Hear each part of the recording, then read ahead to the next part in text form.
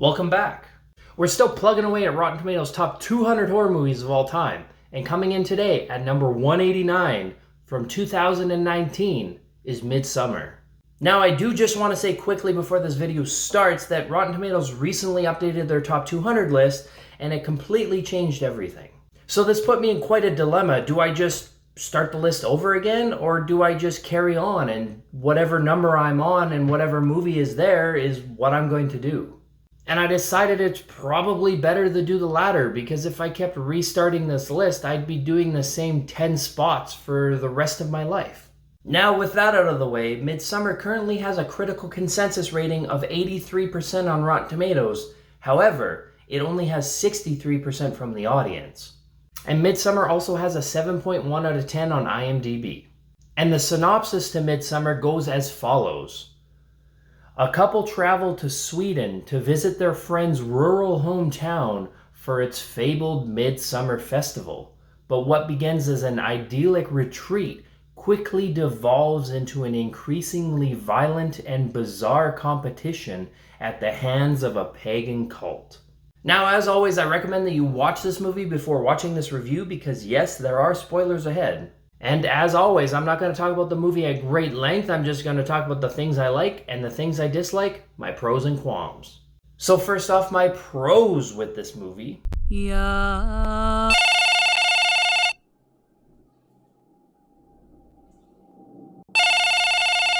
I cannot understate that this movie is very beautifully shot and for the most part, very well directed. And along with the directing and how it's shot, it also has great editing. And the way that the editing goes with the music and the swelling of sounds and even tense scenes, very well done. I leaned too much. You didn't. He should be there when you need him. Yeah, but what if I need him too often and it becomes a chore? Then he's not the right guy. Because it shouldn't ever be a chore. Would it be a... Hell yeah, we need more friends like this in this movie. We need more good friends like this in movies in general.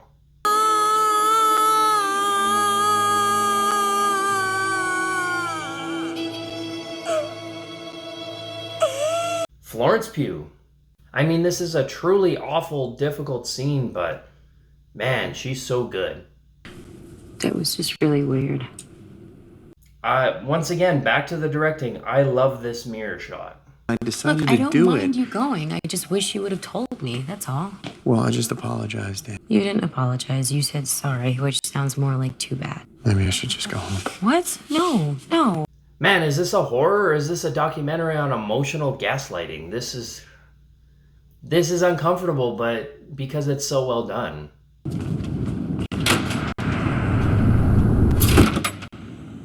Once again, the editing, really cool transition here.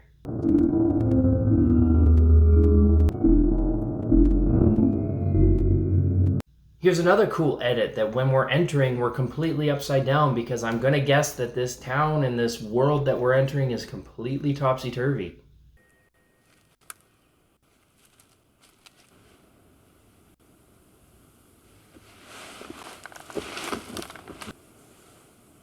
I really like the silence in this scene.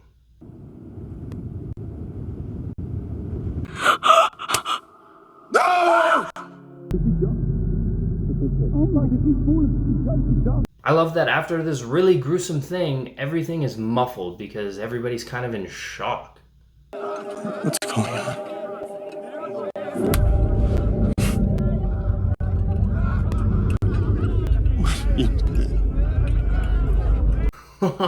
What a prick.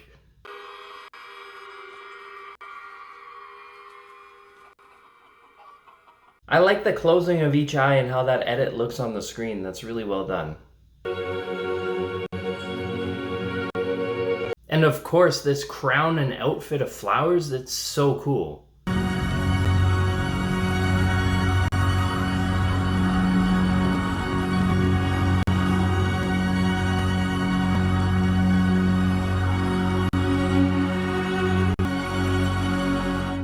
Once again, back to the editing. I really like how the music swells in this scene and it almost gives like an uneasy, overwhelming feeling. And honestly, a pretty good ending. I like how she just slowly changes her expression. And now onto my qualms with this movie. A24. Here's a big picture of everything that's going to happen in this movie just to be artsy and foreshadow. But my problem with this is this, to me, isn't actual foreshadowing. Because the first time you watch this movie, you see this picture of all these things, and it's just gibberish. You don't actually know what it means unless you watch the movie again and can be like, okay, I can pick out things that are going to happen in this movie that are in this picture. That's not foreshadowing, that's just being artsy and pretentious.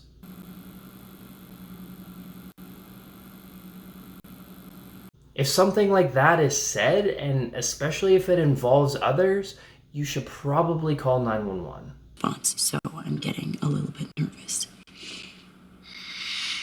I'm sure it's fine. Yeah, probably. She does this every other day, Danny, and only because you let her. Whoa, that took a turn. I guess we know who we're not going to be rooting for this entire movie. Stupid, scary email. That's what he's there for. That's literally what your partner should be there for. Dump this bum. Stupid relationship for like a year now, and then you can find a chick who actually likes sex and doesn't drag you through a million hoops every day. Do you... See? You could be getting that girl pregnant right now. Holy fuck.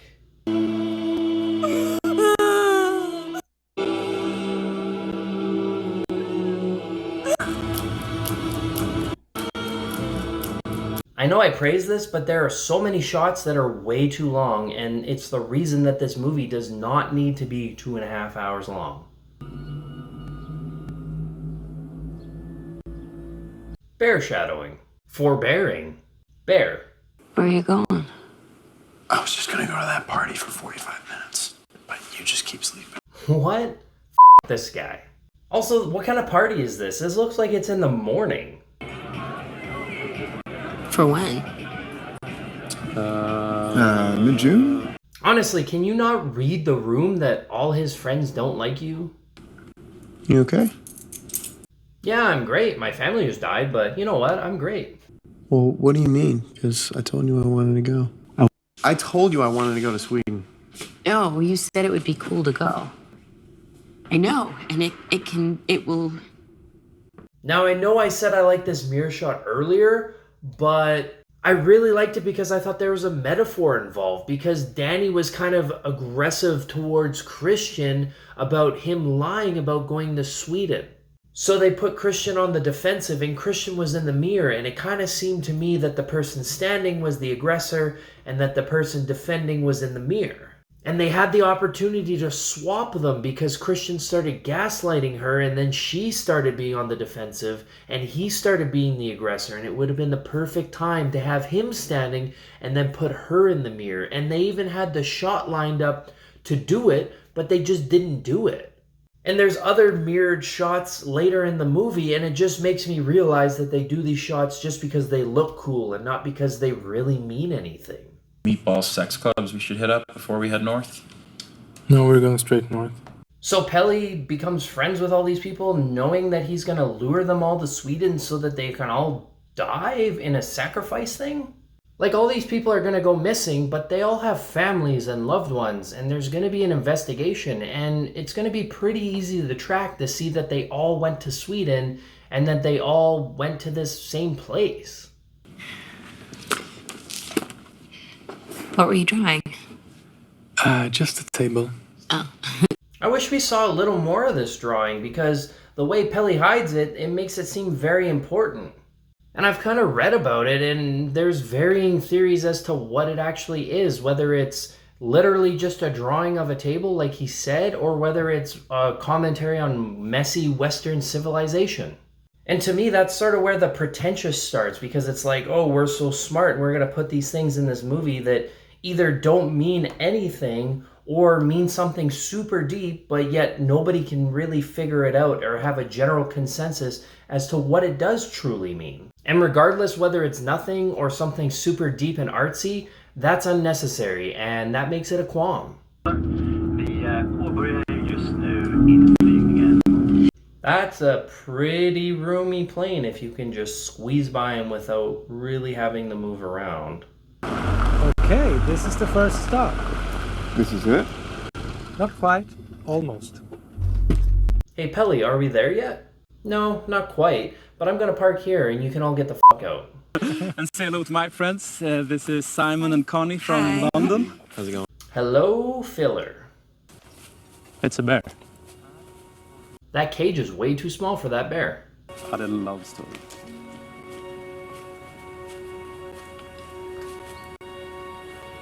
Once again, more storyboard foreshadowing that really doesn't mean anything to us and has no context to it other than a bunch of pictures. So yeah, of course, if we watch the movie again, we can figure out what's going to happen because it literally spells it out for us. But because there's no context and because this is the first time we've seen this movie, we don't understand what's going to happen. And to me, that makes this pretentious.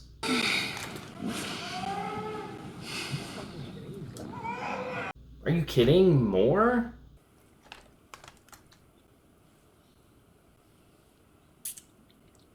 Cups of piss shall be mandatory for everyone except for the children.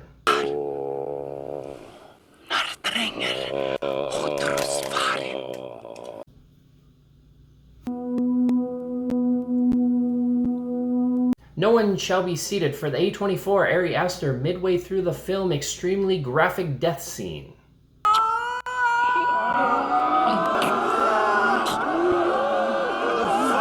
Nice pencil dive, nerd. Everybody in the crowd's just like, boo, you can't die properly, boo.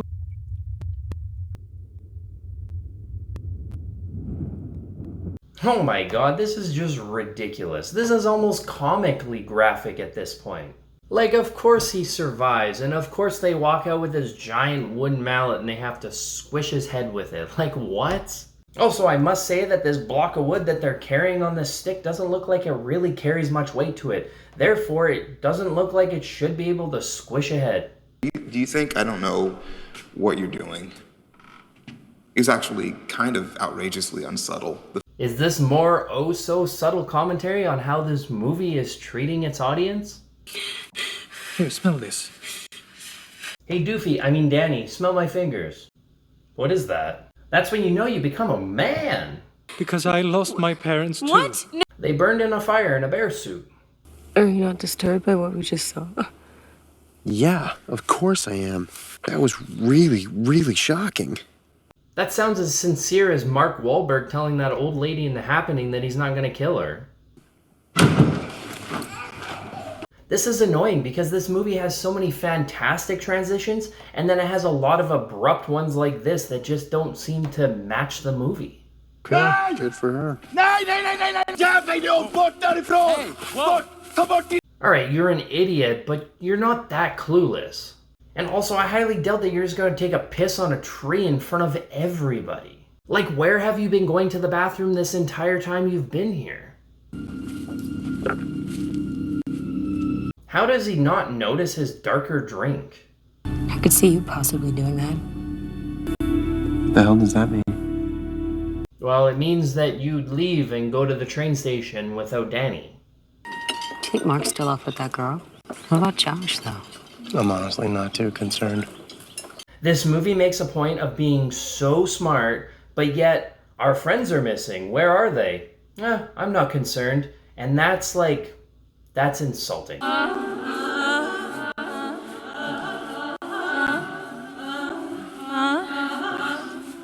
Now it feels like this movie's just being weird just to be weird now.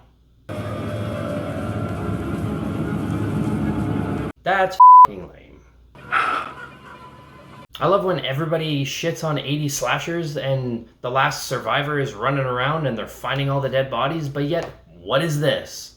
Now, earlier I said I like the editing with the eyes and stuff, but if he's so paralyzed he can't blink, chances are he's probably so paralyzed that he can't breathe, no? 9 in all to die. The 4 new bloods have already been supplied.